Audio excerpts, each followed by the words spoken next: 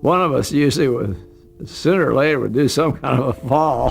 Don Knotts made America laugh as Barney Fife, the shaky deputy with a giant ego, a soft heart, and one lonely bullet in his pocket. But Mayberry was never as simple behind the scenes as it looked on screen. The Andy Griffith Show had quiet exits, bruised feelings, health struggles, career gambles, and cast members who vanished for very different reasons.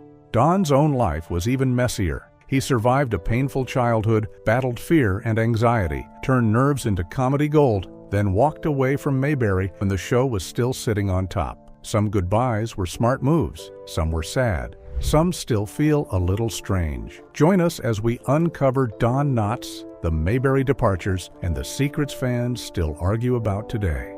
The scared boy behind Barney Fife. Jesse Donald Knotts was born on July 21, 1924, in Morgantown, West Virginia, and long before he became Barney Fife, his life was already full of fear, pressure, and strange little sparks of comedy. He was the youngest of 4 sons born to William Jesse Knotts and Elsie Luzetta Knotts. His brothers were Willis, William, and Ralph, who was called Sid. Don arrived very late in the family. His mother was 40 when he was born, and his next oldest brother was already 14 years older. The family had given up their farm only a month before he arrived, so money was tight from the start. But being poor was not the worst part of his childhood. Don's father struggled with schizophrenia, alcohol, and other serious problems. Some sources also described him as suffering from hysterical blindness. The home could be frightening, and one account says his father once threatened young Don with a knife. That kind of fear can make a child quiet. Don turned inward early. His older brothers were not always gentle either. They were much older, and 2 of them also struggled with drinking. Still, Don found something bright in the darkness. He looked up to Sid, the brother who could make the family laugh when things felt heavy. Then Sid died from a terrible asthma attack while Don was still young. Losing that first comic hero hit him hard. His father died of pneumonia when Don was 13, and Elsie raised the boys while running a boarding house in Morgantown. Don later graduated from Morgantown High School, but the boy behind the good grades and school popularity did not feel strong inside. He once said he felt like a loser. He was small, poor, and unsure of himself. But somewhere inside all that pain, he had already found the thing that would save him. He had learned that laughter could make fear feel smaller, even if only for a few minutes. His mother lived until 1969, when she died at 84. The family later shared a resting place in Morgantown. But before Don could become America's nervous deputy, he first needed a way to escape his own home. The strange friend that started his comedy dream. As a child, Don escaped into imagination because real life was not always safe. He spent time with imaginary friends, and after losing Sid, he created one that could stand beside him in front of a crowd. That friend was Danny, a ventriloquist dummy. It was strange, but it worked. When Don performed with Danny, he did not have to face the audience alone. Before high school, he was already appearing at church and school events as a ventriloquist and comedian. His classmates liked him, and he was even voted class president. But inside, he still carried insecurity. Comedy gave him a way to be noticed without having to feel powerful. By the time he finished school, he believed he might have a future in entertainment. So at 18, he left Morgantown and went to New York City for his first serious try. That first trip did not turn into a dream. It turned into a warning. His audition went badly, and a casting director reportedly told him to give up because he would never have a place in show business. Don returned home discouraged. He took a job plucking chickens for a local grocery store, which was about as far from stardom as a young performer could get. Still, that rejection did not kill his dream. It only made the road longer. Then World War II changed everything. That rejection could have ended his dream, but it pushed him toward a harder kind of training. Don was about to learn comedy in front of men who needed laughter more than comfort, and that stage would change him. The war years. That changed everything. The Army gave Don discipline, stage time, and confidence. He earned several service honors, including the World War II Victory Medal, the Philippine Liberation Medal, the Asiatic Pacific Campaign Medal with 4 Bronze Service Stars, the American Campaign Medal, the Army Good Conduct Medal, the Army Marksman Badge with an M1 carbine, and the Honorable Service Lapel Pin. He left the Army as a Technician Grade 5, which was similar to a corporal at the time. But the funniest story from those years was still tied to Danny, the dummy who had helped him begin. Don grew tired of that dummy. He especially disliked that Danny sometimes got more laughs than he did. According to friend and castmate Al Checo, Don finally threw Danny overboard while on a ship in the South Pacific. It was a wild little moment, but it also said something important. Don was done hiding behind the wooden partner. He wanted the laughs for himself. After the war, he returned to West Virginia University. He graduated in 1948 with a bachelor's degree in education and a minor in speech. He was also a member of Phi Sigma Kappa fraternity. College helped him rebuild his confidence, and it also brought him love. Don met Catherine Metz, the daughter of a Baptist minister from West Virginia. She was already engaged, but Don kept making her laugh until she fell for him. After 2 years together, they married in 1947 in her father's church. They later had 2 children, Thomas and Karen. Marriage made his life fuller, but it did not make him give up show business. In 1949, Don borrowed $100 and moved to New York with Catherine. He had failed there once before. This time, he returned with a wife, a little more experience, and the same hunger. But New York still had no plans to welcome him gently. Each hard night became another lesson in control and courage. But the next test was waiting back in New York. Before Andy, Don had to survive New York. New York pushed Don back again, but this time he refused to leave. He performed in clubs, took small chances, and slowly found work in radio. One early role was Windy Wales on the Western Bobby Benson and the B-Bar B Riders. Then came television.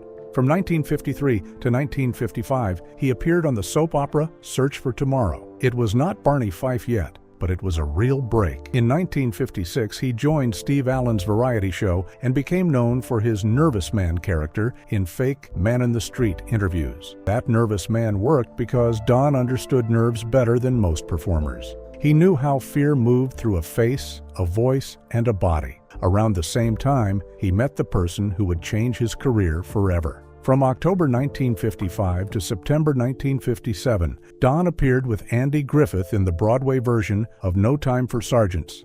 Don played 2 roles, listed as Corporal Manual Dexterity and a preacher. In 1958, he made his movie debut in the film version with Andy, playing a high-strung Air Force test administrator whose routine is disturbed by a new recruit. Don and Andy had a natural contrast. Andy had a warm, easy presence. Don had sharp panic and perfect timing. That mix mattered. In 1960, Andy was offered the chance to lead his own sitcom. Don saw the pilot and got an idea. He called Andy and joked that the sheriff would need a deputy, and that deputy should be him. Andy helped connect him to production, and that call changed both of their lives. Don had spent years being told no. He had worked through radio, television, stage, and small roles. Now the role that would define him was right in front of him. He was about to step into Mayberry, and once he did, the show would never belong to Andy alone. Those years also taught Don patience. He was no overnight success. By the time Mayberry came, he had already survived years of small rooms and small parts. He had been rejected, paid poorly, and overlooked, but he kept stepping back toward the stage. This time, the stage would lead straight to Mayberry. How Mayberry found its heart. The Andy Griffith Show began through an episode of The Danny Thomas Show called Danny Meets Andy Griffith, which aired on February 15, 1960. Andy played Sheriff Andy Taylor of Mayberry, North Carolina, a small-town lawman who arrests Danny Williams for running a stop sign. Francis Bavier and young Ron Howard also appeared, with Ron already playing Opie Taylor. The sponsor liked the idea, and the new series debuted on CBS on October 3, 1960. The show followed Andy Taylor, a widowed sheriff raising his son Opie with help from Aunt Bee. Mayberry was fictional, but it felt familiar. It was slow, safe, and full of people who seemed odd, funny, and human. Andy later said that even though the show was made in the 1960s, it felt like a time gone by, almost like the 1930s. At first, Andy played the sheriff in a more rustic, silly way. That style had worked for him before, but the show changed once Don arrived. Producer Aaron Rubin remembered Andy realizing, "My God, I just realized that I'm the straight man." After that, Andy became calmer and wiser. The people around him created the trouble, and Sheriff Taylor solved it with patience. That shift gave Mayberry its shape. The town had Aunt Bee, Opie, Barbara Floyd Lawson, Gomer Pyle, Goober Pyle, Otis Campbell, Thelma Lou, Helen Crump, Ellie Walker, Peggy McMillan, Howard Sprague, Emmett Clark, and many others. But the loudest comic engine was Barney Fife. Don played Barney as Andy's best friend and at first his cousin. Barney wanted to look brave, sharp, and important, but he was almost always wrong. He had one bullet, often kept in his shirt pocket, because giving him a loaded gun was usually a bad idea. Mayberry had found its heart, but Barney gave that heart a wildly nervous beat. The show was not about big plots. It was about small problems, family, neighbors, and one calm sheriff trying to hold a strange little town together. Then Barney Fife walked in and stole the room. When Barney Fife stole the whole show. Barney Fife was self-important, romantic, proud, nervous, and deeply lovable. He dreamed of big police work, but Mayberry was usually too small for his grand ideas. When he fired his gun, it was often by accident, sometimes while it was still in the holster or into the courthouse ceiling. Then he would hand it back to Andy with shame on his face. That was funny, but Don never played Barney as just a fool. Barney wanted respect. He wanted to matter. He wanted people to see him as more than a small deputy in a small town. That is why viewers cared about him. The Museum of Broadcast Communications described how Barney seemed unable to survive anywhere else, even though he was always frustrated by Mayberry's limits. Don could play the comic side and the sad side at the same time. At first, the show was expected to use Andy as the main comic force and Don as the straight man, closer to their roles in No Time for Sergeants. But the truth appeared fast. Andy said in interviews, "By the second episode, I knew that Don should be funny and I should play straight." That decision gave the series its most famous rhythm. Don won 5 Emmy Awards for Barney Fife, and he later told the Associated Press that playing Barney was the richest experience of my life. He said Barney was like a child who did not hide anything. When he was happy all over, Don said. When he got angry, he was furious. That openness made the character unforgettable.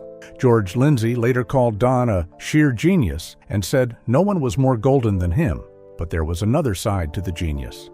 Don was quiet off screen. Betty Lynn described him as very quiet and very sweet, nothing like Barney. He could make millions laugh, but in private, the nervous man was still very real. That is why Barney never felt flat. He was silly enough to make people laugh, but human enough to make them feel protective of him.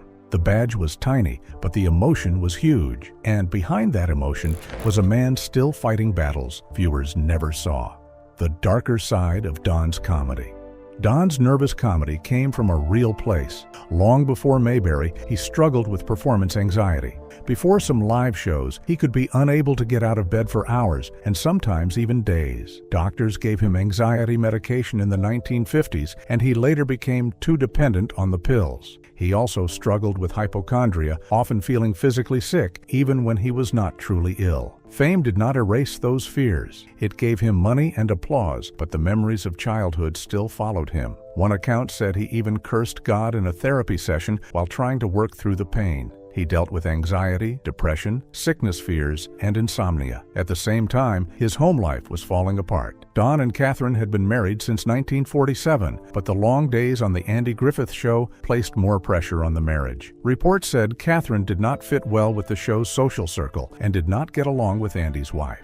Don was working hard, becoming more famous, and spending long hours on set. In 1964, after 13 years of marriage and 2 children, he and Catherine divorced. His daughter Karen later became an actress, while his son Thomas stayed away from the spotlight. Don later raised Karen as a single parent. In public, he was the man who could turn panic into a punchline. In private, the panic could be painful. That is what makes his Barney Fife performance feel deeper. The shaking, the fear, the proud little bursts of anger, and the desperate need to be respected were not random tricks. Don understood all of it. He had lived with fear for most of his life, but even with those struggles, his success on the show was huge. The role made him beloved. It gave him Emmys. It gave him a permanent place in television. And then, right when the show seemed untouchable, he walked away. The fame looked bright from the outside, but for Don, it came with pressure, pills, sleepless nights, and a marriage he could not save. That cost stayed hidden from many viewers. So when Don finally left Mayberry, the truth was more complicated than fans expected. Why Don Knotts really walked away. Don left the Andy Griffith Show in 1965 after the 5th season, and fans never stopped asking why.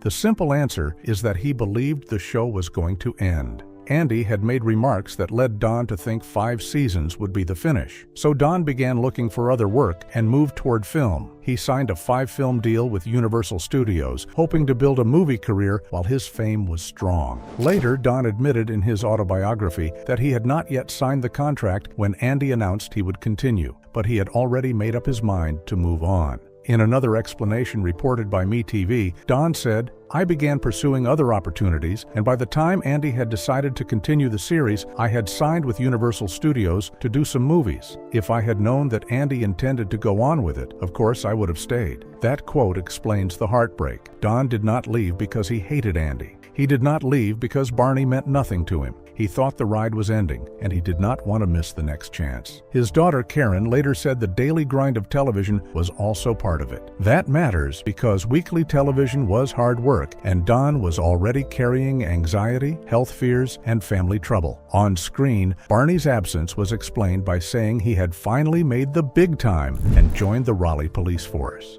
Don still came back for guest appearances in later seasons and earned 2 more Emmys. He also returned once on Mayberry RFD, where Barney served as best man when Andy Taylor married Helen Crump. But a guest visit was not the same as having Barney there every week. The show continued, but the rhythm had changed. Don left for a future he thought he had to take, and Mayberry had to breathe without him. But Barney was not the only familiar face Mayberry would lose. The cast goodbyes. That changed Mayberry. After Don left, the show tried to fill the empty space, but nobody could truly replace him. Jack Burns joined season 6 as Deputy Warren Ferguson, another nervous deputy type, but viewers did not connect with Warren the way they had with Barney. George Lindsay later said after Don left, "No one person could do it, but we all filled in parts of Barney Fife."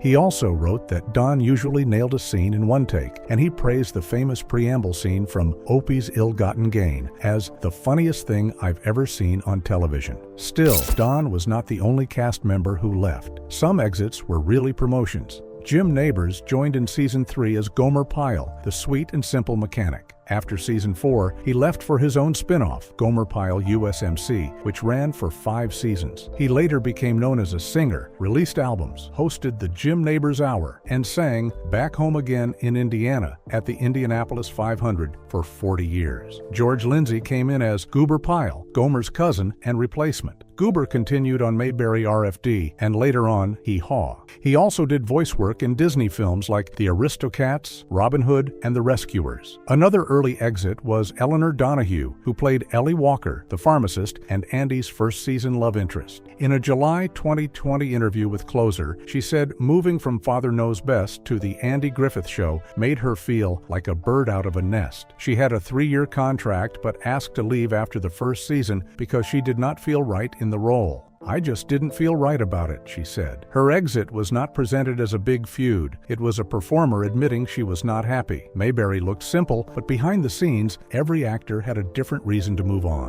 One town held many different goodbyes. Some were by choice, some were forced by life, and the hardest ones were not always career moves. The sad truth behind the show's final turn. Some Mayberry changes were shaped by real pain. Howard McNear played Floyd Lawson, the gentle, absent-minded town barber. During the 3rd season, he suffered a stroke that paralyzed the left side of his body. He left for 2 years, then returned in 1965, largely because Andy Griffith wanted him back. The writers adjusted his scenes so he could spend most of his time sitting in the barber chair, and often a towel covered his immobile hand. His health kept getting worse, and he retired from the show in 1967. He never acted again and died in 1969 from complications of pneumonia. Frances Bavier, who played Aunt Bee, was another major part of the show. She appeared in 188 episodes, more than anyone except Andy Griffith and Ron Howard, and won an Emmy in 1967.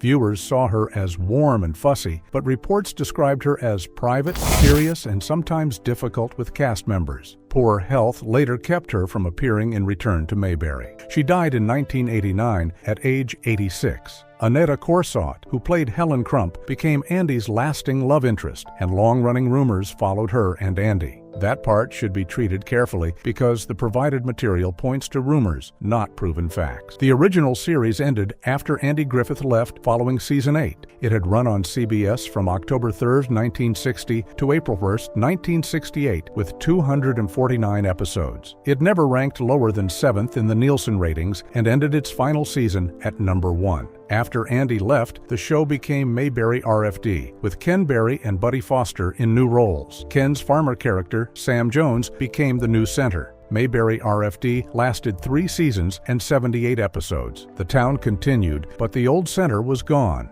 First Barney had left, then Andy left. By then, Mayberry was still standing, but it was not the same home viewers first entered. The camera saw comedy, but life behind it kept moving quietly. For Don, leaving Mayberry did not mean escaping Barney. Don chased Hollywood, but Barney followed. Don left Mayberry hoping film would give him a bigger future. He had already appeared in It's a Mad, Mad, Mad, Mad World and starred in The Incredible Mr. Limpet in 1964. His Universal deal began with The Ghost and Mr. Chicken in 1966, followed by The Reluctant Astronaut, The Shakiest Gun in the West, The Love God, and How to Frame a Fig. These films used the nervous charm people knew from Barney, but Don wanted to show more. In 1969, The Love God gave him a role far away from his deputy image. He played a magazine owner caught in a more racy public world. Some critics liked the movie, but audiences had trouble accepting Don as that kind of leading man, and many theaters did not even show it. In 1970, he hosted The Don Knotts Show on NBC.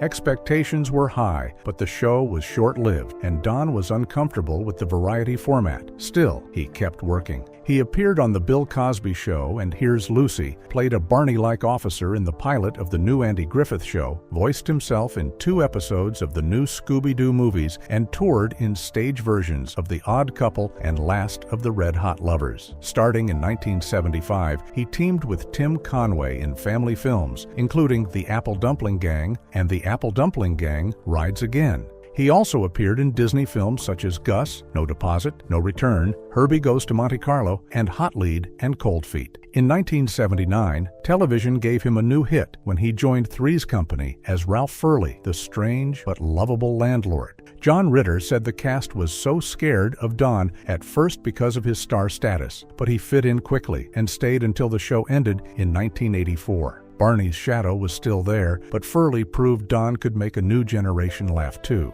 Movie fame gave him chances, but not the same love television gave Barney. Still, Don kept chasing laughs until his final years. The final roles, final love, and final goodbye. After Three's Company, Don kept returning to familiar friends and familiar laughs. In 1986, he reprised Barney Fife and returned to Mayberry. In 1987, he joined What a Country as Principal Bud McPherson for its final 13 episodes. From 1988 to 1992, he reunited with Andy Griffith on Matlock as the pesky neighbor Les Calhoun. His later roles became smaller, but they still mattered. He appeared in Big Bully in 1996 and Pleasantville in 1998. That same year, Morgantown renamed South University Avenue as Don Knotts Boulevard on Don Knotts Day, and he was made an honorary deputy sheriff by the Monongalia County Sheriff's Department. In 2000, he received a star on the Hollywood Walk of Fame. He later worked mostly in voice roles, including Scooby-Doo, Night of 100 Frights, Hermie and Friends with Tim Conway, Chicken Little, and Air Buddies. His last live-action TV appearance was on That 70s Show. Don's love life also kept changing. His friend Al Checo said, Don was somewhat of a ladies' man. He fancied himself something of a Frank Sinatra. The ladies loved him, and he dated quite a bit. He married Loralee Chukna in 1974, but they divorced in 1983 as his depression and fear of losing his sight added pressure. He had macular degeneration, and Loralee said the diagnosis pushed him to live out some sort of bucket list. Surgery later helped restore his vision. In 2002, he married Frances Yarborough, whom he had first met during What a Country. She said she fell for his vulnerability. In the early 2000s, Don was diagnosed with lung cancer after having quit smoking more than 10 years earlier. He died on February 24, 2006, from pulmonary and respiratory complications of pneumonia related to lung cancer. His daughter Karen said he kept everyone laughing even in his final days, and Andy Griffith visited his bedside before the boy from Morgantown finally took his last bow. Frances later said he could catch the sadness and joy in people and turn both into something warm and funny.